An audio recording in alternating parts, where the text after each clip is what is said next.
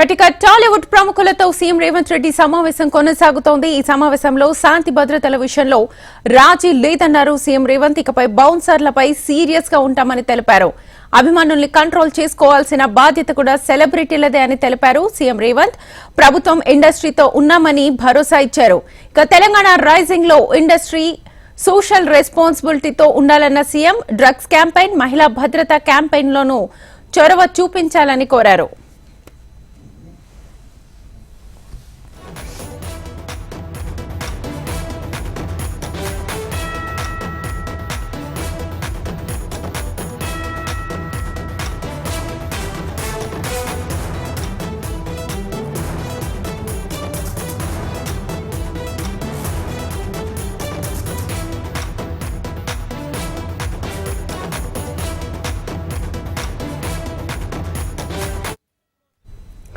టాలీవుడ్ ప్రముఖులతో సీఎం రేవంత్ రెడ్డి సమావేశం కొనసాగుతోంది. ఈ సమావేశంలో శాంతి భద్రతల విషయంలో రాజీ లేదన్నారు సీఎం రేవంత్. ఇకపై బౌన్సర్లపై సీరియస్ గా ఉంటామని తెలిపారు. ఇటు అభిమానుల్ని కంట్రోల్ చేసుకోవాల్సిన బాధ్యత కూడా సెలబ్రిటీలదే అని తెలిపారు సీఎం రేవంత్. ప్రభుత్వం ఇండస్ట్రీతో ఉన్నామని భరోసా ఇచ్చారు. ఇక తెలంగాణ రైజింగ్ లో ఇండస్ట్రీ సోషల్ రెస్పాన్సిబిలిటీతో ఉండాలన్న సీఎం డ్రగ్స్ క్యాంపెయిన్, మహిళా భద్రత క్యాంపెయిన్ లోనూ చొరవ చూపాలని కోరారు.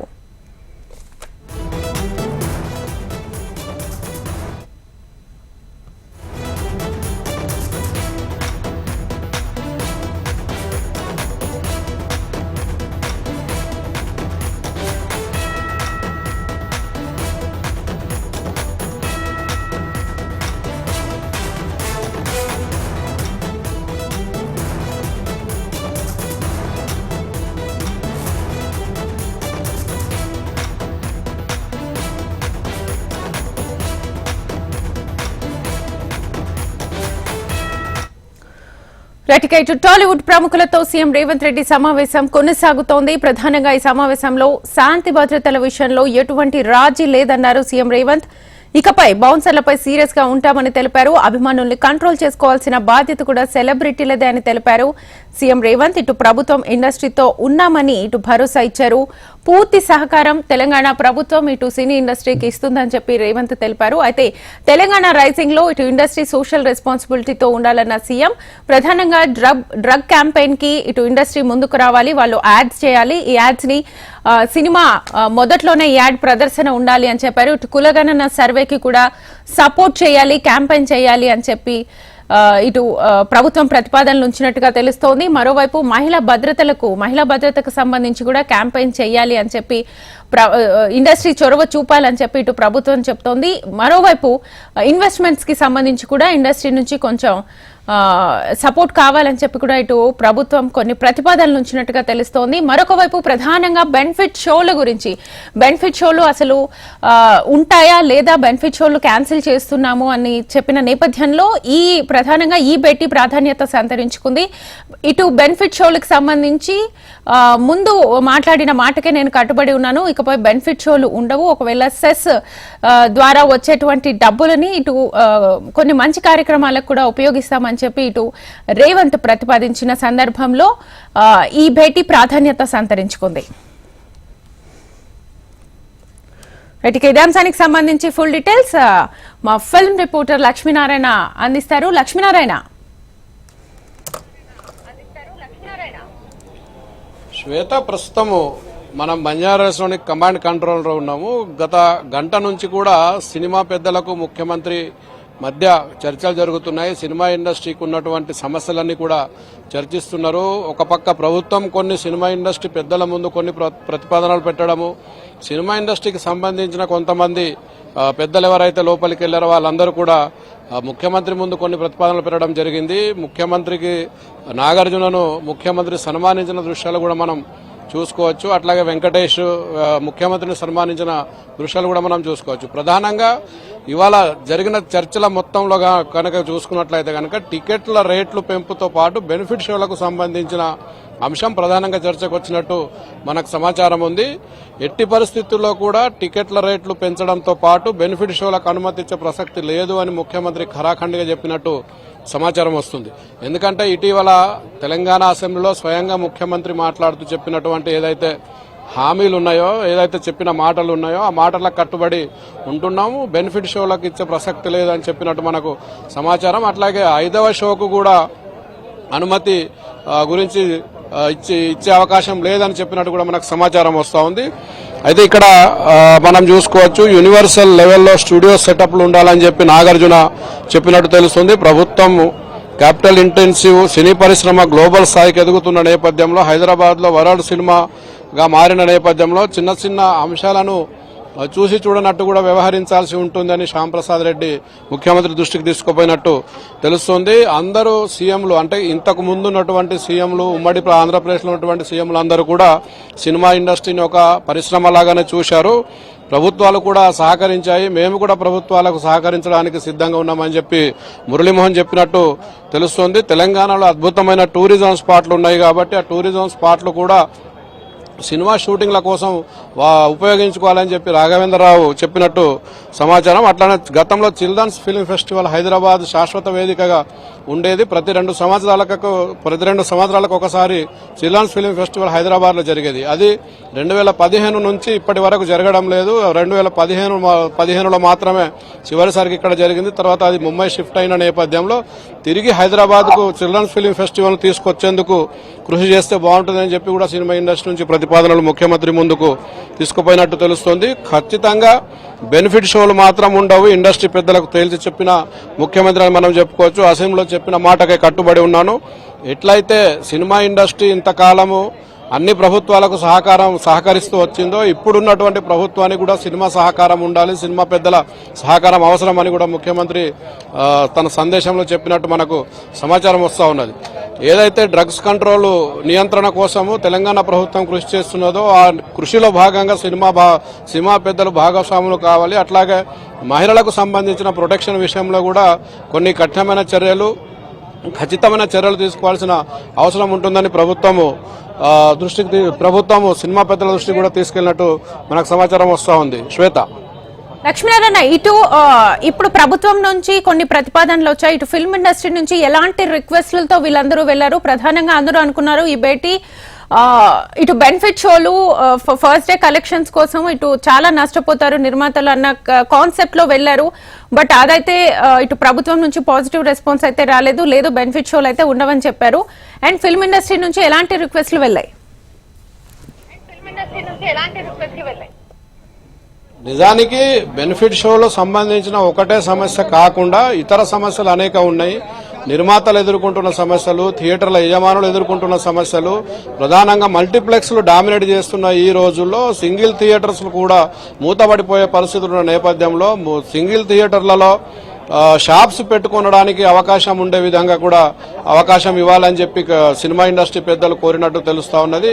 దీంతో పాటు నిర్మాతలకు ఉండే సమస్యలు, దర్శకులకు ఉండే సమస్యలు, షూటింగ్ లొకేషన్లకు ఉండే సమస్యలు, తర్వాత ట్యాక్స్లకు సంబంధించి సర్వీస్ ట్యాక్స్లు కావచ్చు, జీఎస్టీ ట్యాక్స్లు కావచ్చు, వీటన్నిటికి సంబంధించిన కొన్ని సమస్యలు ముఖ్యమంత్రి ముందు పెట్టినట్టు తెలుస్తోంది. అన్నిటికీ కూడా సానుకూలంగానే ముఖ్యమంత్రి స్పందించినట్టు సమాచారం. అన్ని సమస్యలు కూడా దశల వారీగా పరిష్కరించుకుందాము, ఏ సమస్యను కూడా వదిలిపెట్టే ప్రసక్తి లేదు.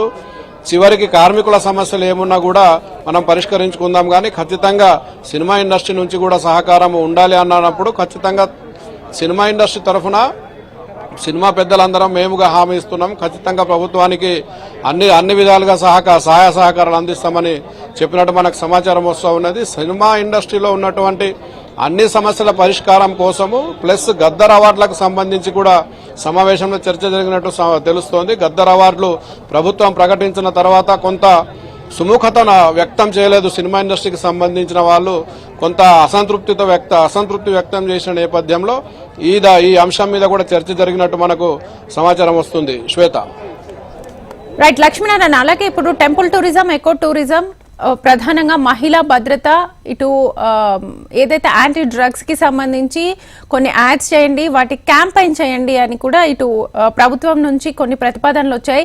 ఈ నేపథ్యంలో ఫిల్మ్ ఇండస్ట్రీ నుంచి వాళ్ళు ఎలాంటి సహకారాన్ని కోరుతున్నారు? తప్పకుండా ఇంతకు ముందు నుంచే జరుగుతుంది. ఏదైతే తెలంగాణ ప్రభుత్వము డ్రగ్స్ ఫ్రీ తెలంగాణగా చేయాలని కృషి చేస్తుందో ఆ ప్రయత్నంలో భాగంగా సినిమా పెద్దలు కూడా సెలబ్రిటీలు కూడా భాగస్వాములు అయితే బాగుంటుందని గతంలోనే ముఖ్యమంత్రి రేవంత్ రెడ్డి చెప్పడం జరిగింది.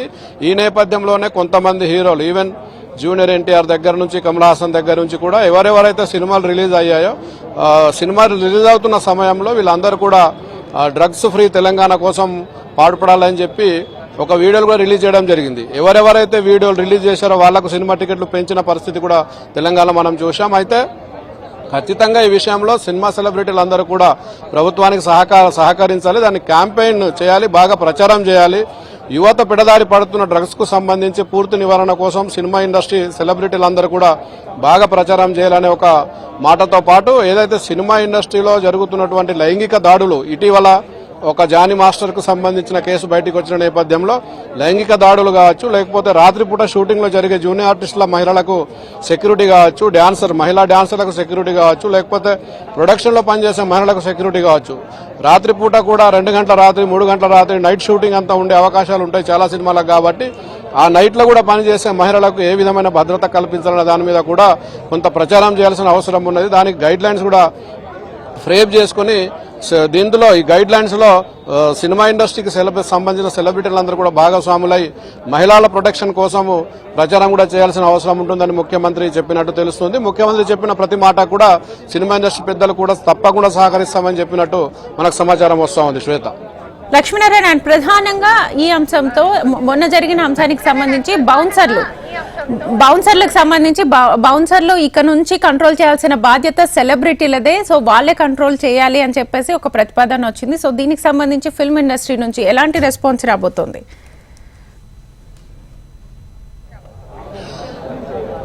సినిమా ఇండస్ట్రీకి సంబంధించి ప్రతి ఈవెంట్ జరిగినా కూడా ఏ చిన్న ఈవెంట్ ఉన్నా ఈవెన్ టీజర్ రిలీజ్ దగ్గర నుంచి మొదలుకొని ప్రీ రిలీజ్ ఈవెంట్ల వరకు కూడా బౌన్సర్ల గోల ఎక్కువ కనిపిస్తున్న పరిస్థితి ఈ మధ్య కాలంలో ఉంది. నిజానికి ఇది బాంబే ఇండస్ట్రీలో బాలీవుడ్ ఇండస్ట్రీలో ఉన్నటువంటి కల్చర్ను తెలుగు సినిమా ఇండస్ట్రీ అడాప్ట్ చేసుకున్నది. ఎక్కడికి వెళ్ళినా బౌన్సర్ల తర్వాతనే హీరోలు, అంటే హీరో కార్ దిగాలంట లేకపోతే హీరోయిన్ కార్ దిగాలన్నా బౌన్సర్లు లేకుండా కింద కాలు పెట్టే పరిస్థితి లేని పరిస్థితుల్లో సంధ్యా థియేటర్ దగ్గర జరిగిన గొడవల బౌన్సర్లు కూడా ఒక కారణం. కాబట్టి బౌన్సర్లకు సంబంధించిన వ్యవహారం కూడా కొంత కఠినమైన చర్యలు తీసుకోవాలి. దీనికి సినిమా సెలబ్రిటీలు ఏ ఈవెంట్ అయితే ఆ ఈవెంట్ ఆర్గనైజర్ మీద కూడా యాక్షన్ తీసుకునే అవకాశం ఉంటుంది. కాబట్టి ఆ బౌన్సర్ల విషయంలో చాలా జాగ్రత్తగా చూడాల్సిన అవకాశం ఉంటుంది, చూడాల్సిన పరిస్థితి ఉంది. ఖచ్చితంగా మీరు చూడకపోతే బౌన్సర్లతో పాటు ఎవరైతే ఈవెంట్ నిర్వాహకులు ఉంటారో ఆ ఈవెంట్ నిర్వాహకుల మీద కూడా చర్యలు తీసుకునేందుకు ప్రభుత్వం వెనక్కి పోదన్న ప్రతిపాదన కూడా చర్చకు వచ్చినట్టు తెలుస్తోంది. శ్వేత, లక్ష్మీనారాయణ, ప్రధానంగా ఇప్పుడు బెనిఫిట్ షోలు, ప్రీమియర్ షోలు ఇక ఉండవు, టికెట్లు రిలాక్సేషన్ కూడా ఇక మీదట ఉండదు ఇటు తెలంగాణలో అని చెప్పేసి ఇటు ప్రభుత్వం చెప్తున్న సందర్భంలో నెక్స్ట్ సంక్రాంతికి రాబోయే పెద్ద సినిమాలు, భారీ బడ్జెట్ సినిమాల మీద కూడా ఎఫెక్ట్ పడుతుంది అని చెప్పేసి నిన్నటి వరకు ఈ భేటీలో మాట్లాడదాం అనుకున్నటువంటి నిర్మాతలు ఇప్పుడు ఎలాంటి నిర్ణయం తీసుకోబోతున్నారు? శ్వేత, మీరు చెప్పినట్టు ఖచ్చితంగా రేపు రాబోయే సంక్రాంతి పండుగ సినిమాలు భారీ బడ్జెట్ సినిమాలని చెప్పుకోవచ్చు. ప్రధానంగా Balakrishna cinema, Ram Charan cinema, Venkatesh cinema 3 ప్రధానమైన సినిమాలు సంక్రాంతికి రిలీజ్ అవుతున్నాయి. ముఖ్యంగా ఈ 3 సినిమాల్లో కూడా రామ్ చరణ్ హీరోగా నటించి తమిళ్ శంకర్ దర్శకత్వం వహించినటువంటి గేమ్ చేంజర్ సినిమా భారీ బడ్జెట్ తో నిర్మించింది. నిజానికి ఆ సినిమా బడ్జెట్ అనుకున్న దానికంటే 3 వింతలు ఎక్కువ అయిందని సినిమా ఇండస్ట్రీలో ప్రచారం ఉంది. ఆ సినిమాకి దిల్ రాజు స్వయంగా ప్రొడ్యూసర్. అట్లాగే వెంకటేష్, అనిల్ రావిపూడి దర్శకత్వంలో వస్తున్నటువంటి సంక్రాంతికి వస్తున్నాం అనే ఒక ఫ్యామిలీ ఎంటర్టైన్మెంట్ సినిమా కూడా దిల్ రాజు ప్రొడ్యూసర్. బాలకృష్ణ హీరోగా నటించినటువంటి డాకు మహారాజ్ సినిమాకు సంబంధించి దిల్ రాజు ప్రొడ్యూసర్ కాకపోయినప్పటికీ కూడా నైజాం ఏరియాలో ఆ సినిమాను దిల్ రాజు డిస్ట్రిబ్యూట్ చేస్తున్నారు. కాబట్టి Balakrishna cinema, Venkatesh cinema, Ram Charan cinema ఈ 3 సంక్రాంతిలో రిలీజ్ అయినటువంటి ప్రధాన సినిమాలన్నింటినీ కూడా దిల్ రాజు ఒక ప్రధాన కీలకమైన వ్యక్తిగా ఉన్నాడు. కాబట్టి భవిష్యత్తులో అంటే ఇంకొక 15 రోజులు సంక్రాంతి పండుగ సమయం ఉంది. కాబట్టి ఈ నేపథ్యంలో మళ్ళీ కోమటిరెడ్డి మంత్రిని కలిసి ఏమైనా ప్రతిపాదనలు పెడతారా అనేది చూడాల్సిన పరిస్థితి. ఎందుకంటే ముఖ్యమంత్రి మాత్రం చాలా స్పష్టంగా చెప్పడం జరిగింది, టికెట్ల రేట్లు పెంచే విషయం కావచ్చు, లేకపోతే బెనిఫిట్ షోలు పర్మిషన్లు ఇచ్చే అవకాశం లేదని చెప్పిన నేపథ్యంలో మీరు అన్నట్టు గేమ్ చేంజర్ లాంటి భారీ బడ్జెట్ సినిమాలకు బెనిఫిట్ షోలు లేకపోతే కొంత డబ్బులు తక్కువ వచ్చే అవకాశం ఉంటుంది. కానీ ఎగ్జిబిటర్లు చెప్తున్న దాని ప్రకారం అయితే బెనిఫిట్ షోలకు అవకాశం లేకుండా చేస్తేనే ఎక్కువ రోజులు సినిమా థియేటర్లు ఆడుతుంది, ఎక్కువ డబ్బులు వచ్చే అవకాశం ఉంటుందని చెప్తున్నారు. దీని మీద కొంత క్లారిటీ రావాల్సిన అవసరం ఉంది. ఈ సమావేశం తర్వాత మళ్ళీ ఇండస్ట్రీ పెద్దలు ఏమైనా కూర్చుంటారా, ఛాంబర్ పెద్దలు ఏమైనా కూర్చొని కోమటిరెడ్డితో ఏమైనా చర్చలు జరుపుతారా, లేకపోతే film development corporation chairman Dil Raj తో కూర్చొని ఛాంబర్ పెద్దలు చర్చలు జరుపుతారా అనేది వేచి చూడాల్సిన పరిస్థితి ఏర్పడుతోంది. శ్వేత. రైట్ లక్ష్మీనారాయణ. సో మొత్తానికైతే ఎఫ్టీసీ చైర్మన్ దిల్ రాజు సహా ఆల్మోస్ట్ 22 మంది నిర్మాతలు, 13 మంది దర్శకులు, 11 మంది నటులు, మొత్తం కలిపి 46 మంది ఇటు భేటీ అయ్యారు. ఇటు ప్రభుత్వంతో చర్చలు అయితే జరిపారు. బట్ ప్రభుత్వం తరఫు నుంచి ఇటు బెనిఫిట్ షోలు, ప్రీమియర్ షోలు, ఇక నుంచి టికెట్ రేట్స్ పెంచడం అనేది మాత్రం జరగదు. అసెంబ్లీలో మాట్లాడిన మాటకే నేను కట్టుబడి ఉన్నాను. ఇక మీదట లా అండ్ ఆర్డర్ విషయంలో, శాంతి భద్రతల విషయంలో రాజీ పడే విషయమే లేదని చెప్పి ఇటు రేవంత్ స్పష్టం చేసినట్లుగా తెలుస్తోంది.